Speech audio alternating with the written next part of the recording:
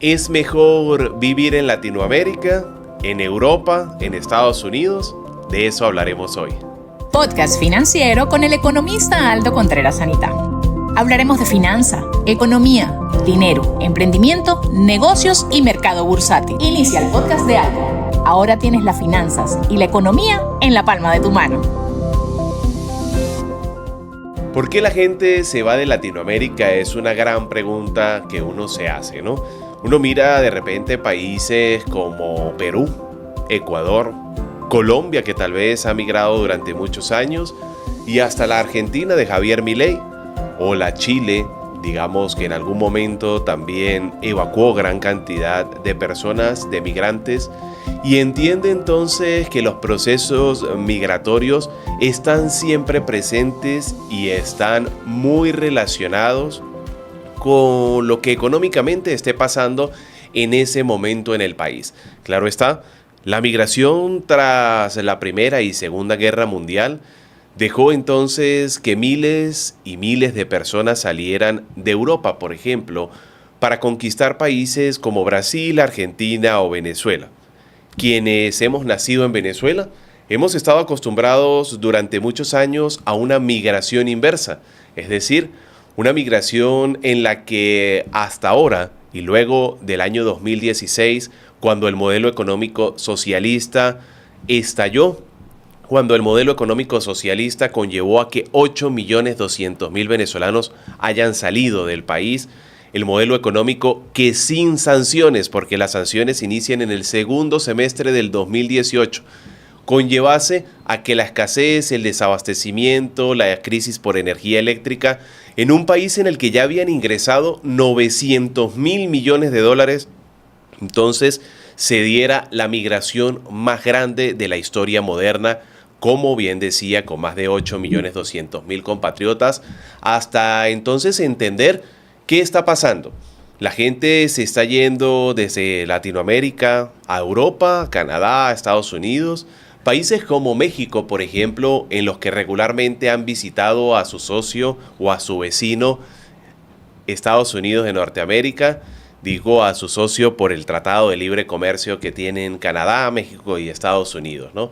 Entonces, de algún modo, pues la migración ha estado siempre presente.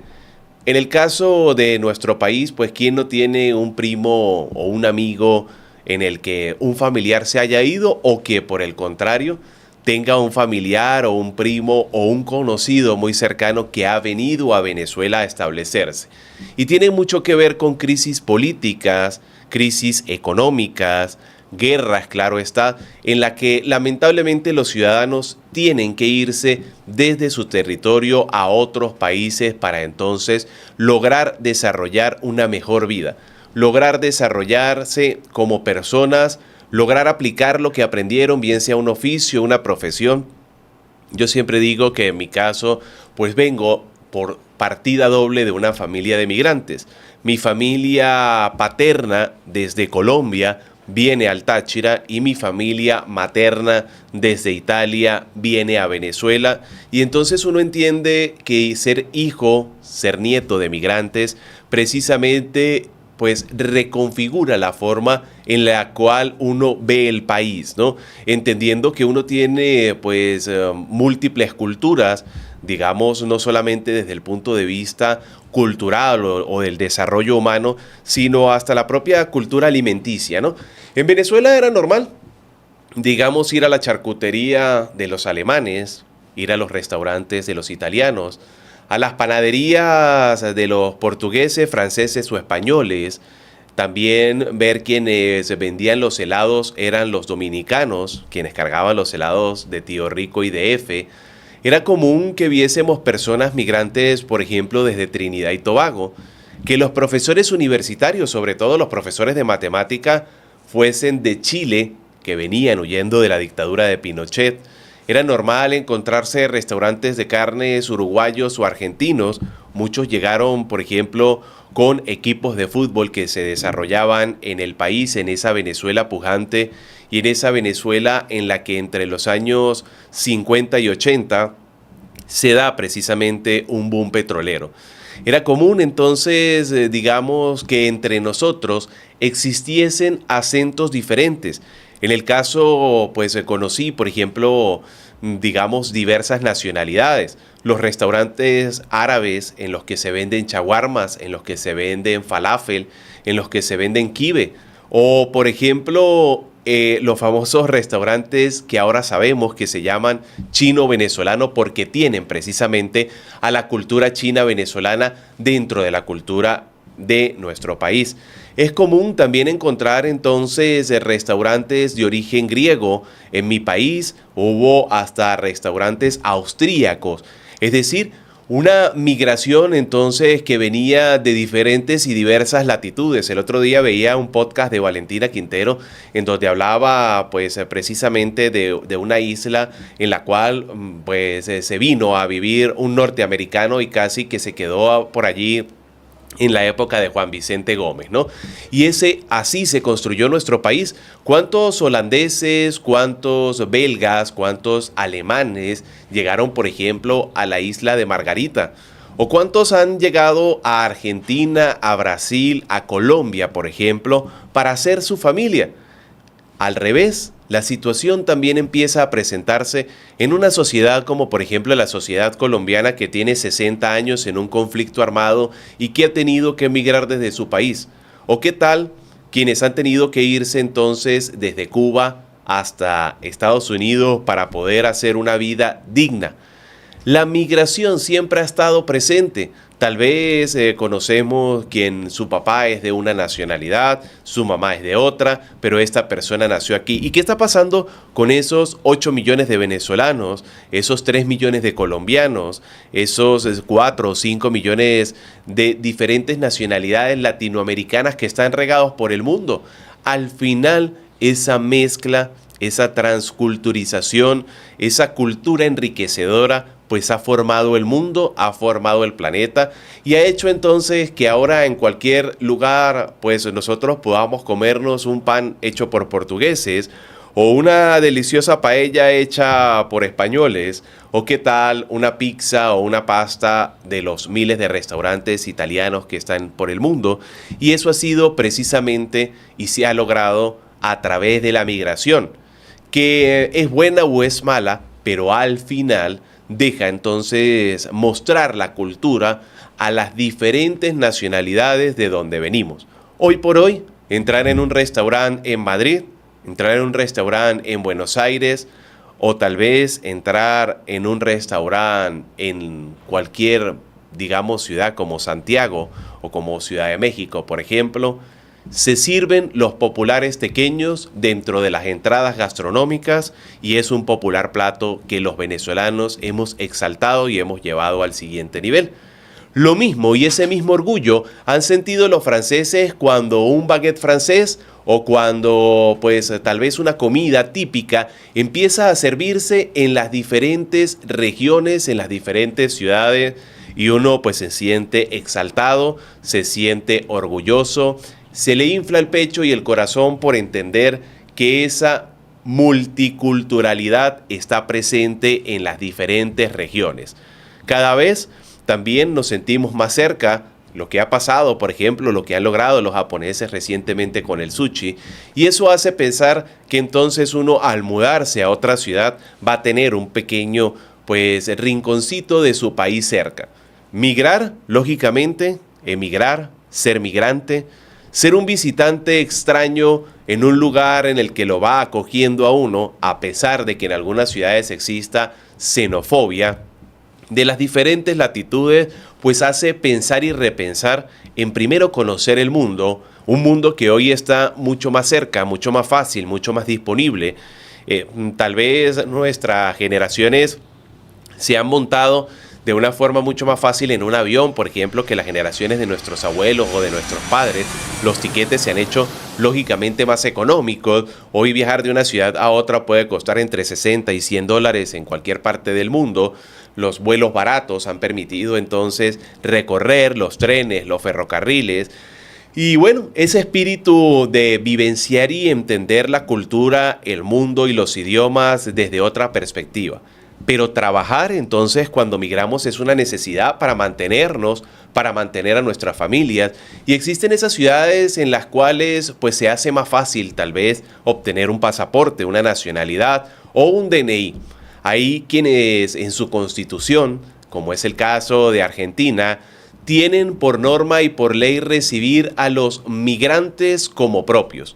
Algo así como lo que pasó en Venezuela, cuando recibimos no solamente a miles de colombianos que vinieron buscando una mejor vida en nuestro país, muchos la encontraron, huyendo del conflicto armado, sino también a quienes pudieron desarrollar sus familias, mezclarse, digamos, tener muchos apellidos distintos en los que uno a veces escucha y sabe que estas personas pues han tenido una mezcla interesante, y entender que el migrante es una persona que llega al país en la mayoría de los casos queriendo superarse, queriendo progresarse o queriendo progresar.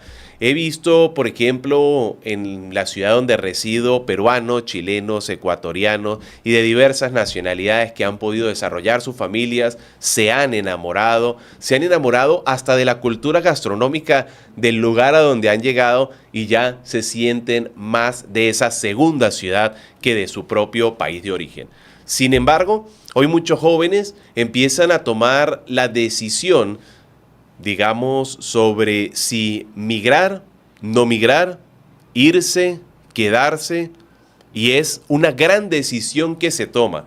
Es una gran decisión en la cual recuerdo que muchas veces se me preguntaba a través de las redes sociales, en el momento más álgido de Venezuela, si recomendaba irse a un país, que qué era mejor, irse a Canadá, irse a Estados Unidos, llegar a Chile, en la que, por ejemplo, el nuevo presidente Khan ha empezado a pues, decir que tiene una ley migratoria complicada, en la cual esa ley migratoria pretende expulsar a los inmigrantes que están ilegales, ¿no? Y eso le hace a uno pensar y repensar sobre si quedarse o irse, y qué hay allá, qué hay aquí, qué es mejor, ¿no? Quedarse uno con la familia, con el terruño, con los seres queridos, o formar parte de esas estadísticas de los migrantes, ¿no? Más del 47% de los venezolanos que están en Estados Unidos, por ejemplo, poseen un título universitario y son una de las comunidades más importantes en relación a estudios de cuarto o quinto nivel, ¿no? Entonces, también cuando se emigra, también se va la mano de obra calificada. Vimos recientemente el caso de un médico venezolano que era apresado por el ICE, una persona con credenciales y trabajando activamente y aportando al país. Pero claro está, cuando se migra también sale una parte de la sociedad que lamentablemente hace pues quedar el gentilicio no de la mejor forma, y eso también está presente, creando entonces pues una especie de opinión generalizada sobre si esta o aquella nacionalidad hacen X o Y. Cuando viví en Buenos Aires todo el año 2018, recuerdo escuchar de los argentinos y preguntarme muchas veces por mi acento de frontera que si era colombiano, ¿no? Y los argentinos, tal vez, digamos, por el flagelo de Escobar, pues tenían cierta temor de los colombianos en relación a lo que puede ser la venta y comercialización de estupefacientes en Argentina desde esta nacionalidad. A lo que les explicaba que lógicamente no todos son así, pero también veía cómo los argentinos o han tomado de la mano a los venezolanos sin xenofobia, con amor, con la posibilidad de sacar un DNI al segundo día de llegar al territorio argentino, y eso ha permitido desarrollar grandes familias, cosas que no ha pasado de repente en otros países, como es el caso de Chile, el cual estamos mencionando, en el cual el presidente Khan toma una decisión. Veía en un documental de la Deutsche Welle, por ejemplo, que digamos los nómadas digitales que empiezan a trabajar a través de programación, de marketing digital, llegaban a la isla de Madeira en Portugal, y cómo en Madeira no se estaba preparado para una cantidad de migrantes tan gigante como lo que empieza a verse en algún momento, y lo cual entonces conlleva a que muchos ni siquiera en Madeira hablaban inglés, no estaban preparados para esta gran migración, y entonces cómo las casas empiezan a ocuparse, cómo el traductor empieza a ser el protagonista, porque imagínense hablar portugués y entonces tener una cantidad importante de nacionalidades. Al empezar a llegar todos estos nómadas digitales, pues se empiezan a agotar las viviendas, se empiezan a agotar los alquileres, y entonces por la inexorable ley de la oferta y la demanda, los inmuebles empiezan a subir y se empieza a dar una realidad completamente distante de lo que tal vez estaba acostumbrada una isla a la que ellos mencionan tranquila, ¿no?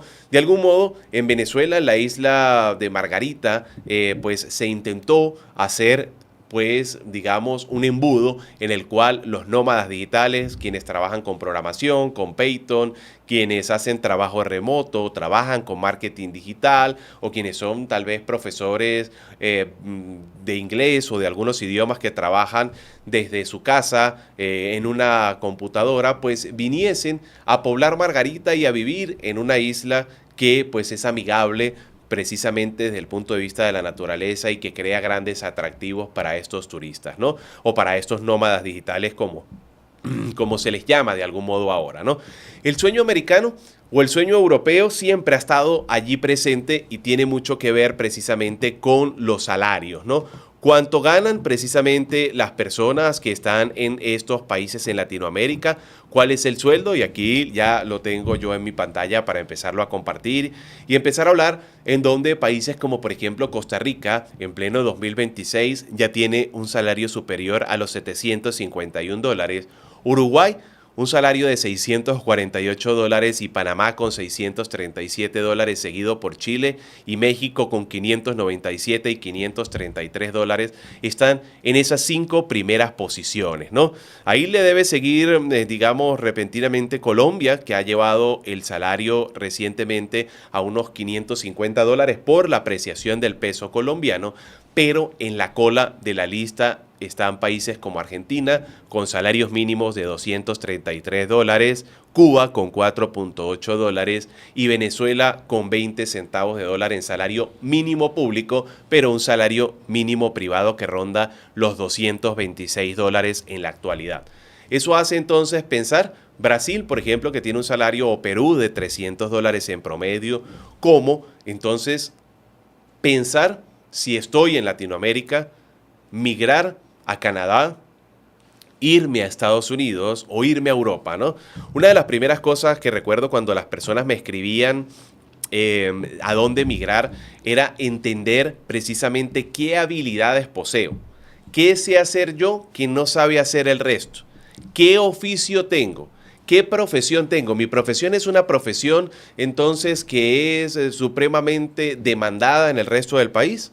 Hablo inglés perfectamente, por ejemplo. Cuento con habilidades duras o blandas que me permitan a los primeros meses poderme pues insertar en el mercado laboral, tal vez de mesonero, de camarero, de bartender, de barista, de barbero, que serán esas profesiones que me permitirán de algún modo pues adentrarme dentro del mercado laboral, ya que si poseo, no sé, un título de ingeniería, de economía, de contaduría, luego poder entonces trabajar en el área profesional. Entender que hacer los documentos, hacer los papeles, tener un DNI, conlleva a una inversión.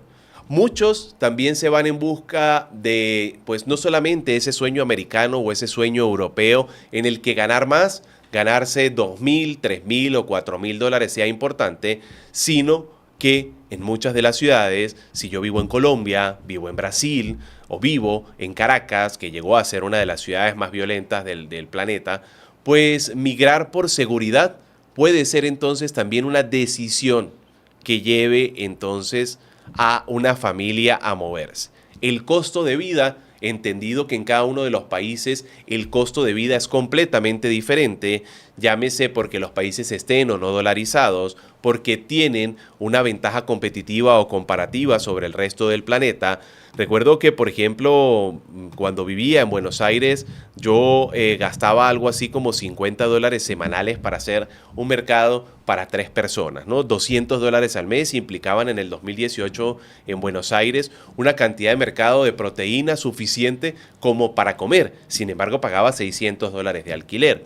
Entonces, de algún modo, pues tengo que evaluar, digamos, qué es lo que persigo, qué es lo que quiero a la hora de emigrar.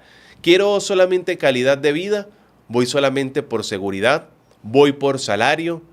¿Vivir para trabajar o trabajar para vivir? ¿Qué es lo que quiero? Y eso debo colocarlo dentro de una arquitectura. En Europa, tal vez es el lugar ideal para ser un ciudadano, pero Latinoamérica sigue siendo el lugar ideal para ser protagonista. Es decir, para emprender con alto impacto. En la mayoría de las ciudades desarrolladas, de los países desarrollados o de las economías emergentes, todo, absolutamente todo está hecho. En la mayoría de nuestros países, inventar, innovar y crear es parte de lo que hace quedarse a muchas de las familias. O tal vez irse a vivir en una ciudad en 25 o en 35 metros cuadrados, cuando en nuestras ciudades en Latinoamérica vivimos, por ejemplo, si usted vive, no sé, en un rancho en México, tal vez viva en 50 o 100 hectáreas. Si usted vive en una finca colombiana, viva en 20 o 30 hectáreas. Si vive en un pueblo, tal vez viva en una casa de 500 o 800 metros cuadrados. Y si vivimos en un departamento en las principales ciudades de Latinoamérica, aún vivimos entre 70 y 100 metros cuadrados. Cuando nos vamos a muchos de estos territorios, tenemos que llegar a dormir en la sala de un familiar, tenemos que llegar a dormir en el sofá de un amigo, tenemos que adaptarnos a normas y leyes a las cuales no estamos acostumbrados porque no hemos nacido allí, así que también la cantidad de horas en las cuales se trabaja, pues vienen a formar parte esencial de lo que yo quiero. Por ello pregunto, ¿vivir para trabajar o trabajar para vivir? Es lo que debo preguntarme a la hora de emigrar.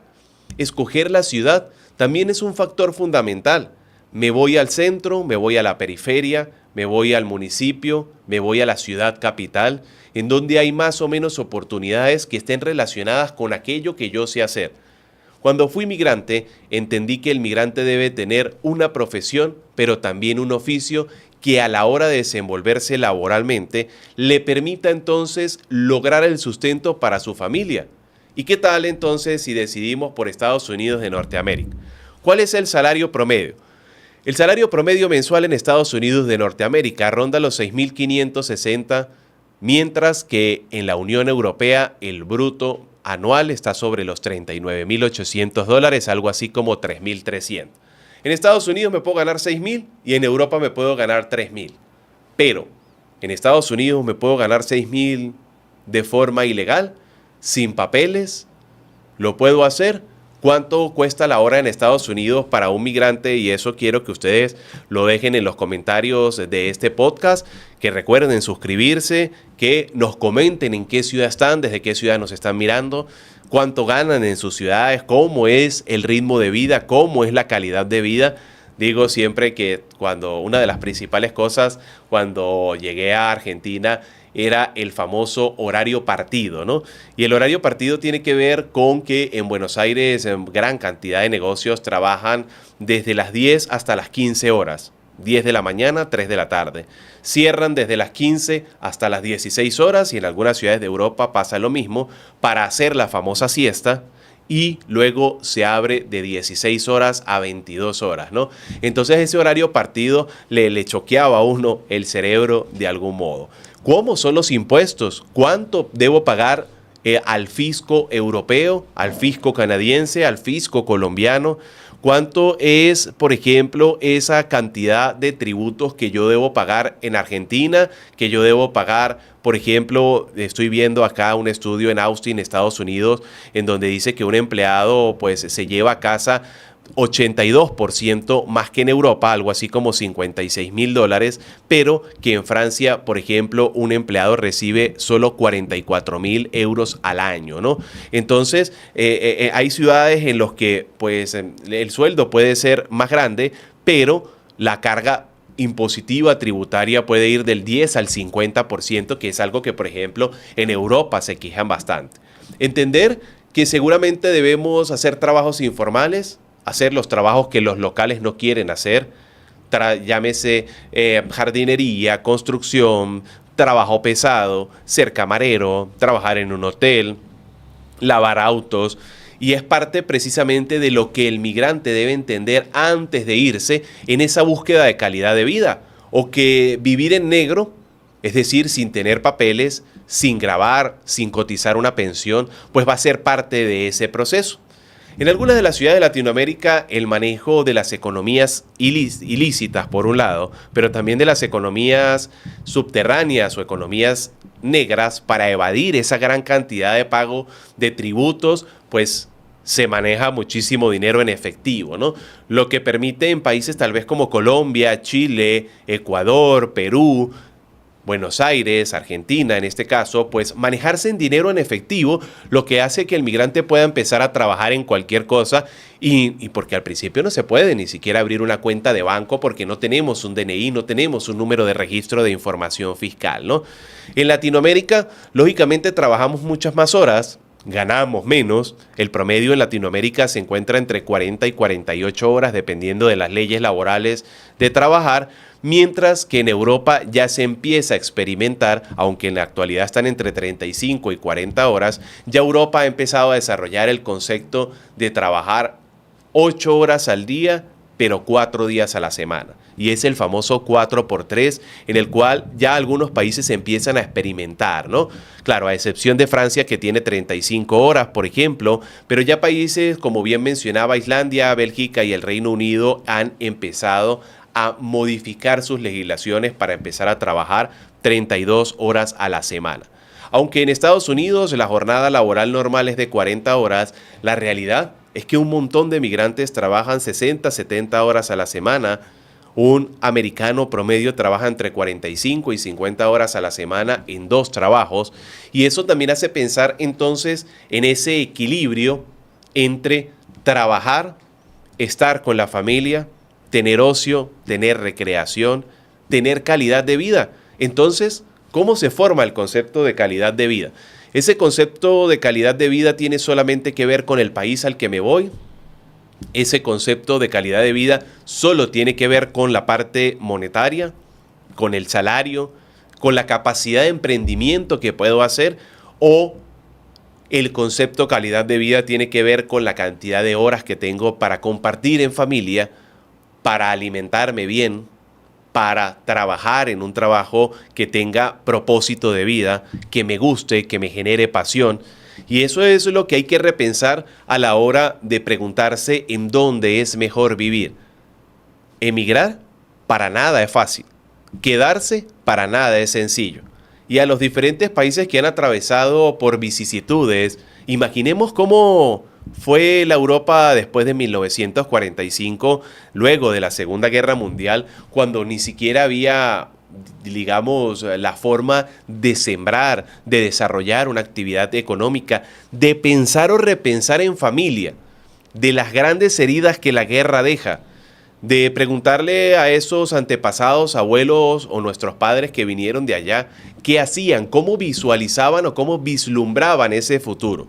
Y esa es la gran pregunta que entonces antes de emigrar uno puede hacerse. Ya llegando al final de este episodio, o en donde nos preguntamos en dónde es mejor trabajar, en dónde es mejor vivir, en dónde es mejor quedarse o irse, que es una gran pregunta que nos hemos hecho en los últimos años, pues hemos ido evaluando ciertos factores en torno a los que un migrante debe estar pues al pendiente, debe hacer un checklist, debe sentarse a pensar y evaluar en conjunto con su esposa, en conjunto con sus hijos o de forma solo, ¿no? Para entender, cuando también no hemos salido nunca del país, ¿cómo entonces vemos esa posibilidad de irnos a un lugar completamente desconocido? ¿Cuál sería el trabajo ideal y en dónde te gustaría trabajar? ¿Es preferible tal vez quedarse en lugares en donde los servicios públicos tal vez son más económicos o es mejor quedarse viviendo con papá y mamá haciendo un trabajo digital? ¿Qué habilidades y qué aptitudes tengo que aprender para hacer estos trabajos? Es parte precisamente de lo que empieza a definir el nuevo mundo económico y es el tema que quise traerles en este episodio del podcast, el cual me ha gustado muchísimo compartir con ustedes mis experiencias, mis visiones, lo que pude investigar, recordándoles que se suscriban a nuestro canal y a este podcast financiero en @Aldo_Contreras S en todas las redes sociales y que un tema relacionado estaremos hablando en el próximo episodio en el cual estaré conversando sobre el burnout o burnout económico, esa productividad versus ese bienestar, ¿no? ¿Por qué ahora trabajamos menos horas, pero tal vez nos sentimos más presionados económicamente? Ese burnout que siento a veces en el que me siento altamente estresado y no quiero ni siquiera ir a trabajar, ese será el tema del próximo episodio, así que estaremos conversando. Recuerden ver todos los episodios anteriores y suscribirse a nuestro canal. Ha sido para mí un placer acompañarles en este episodio hoy. Nos vemos en una próxima oportunidad. Todos los días el mundo financiero se actualiza y la forma de hacer negocios cambia y por ende las estrategias son distintas. No te despegues de una próxima edición del podcast financiero del economista Aldo Contreras Anita. Finanzas y economía en la palma de tu mano.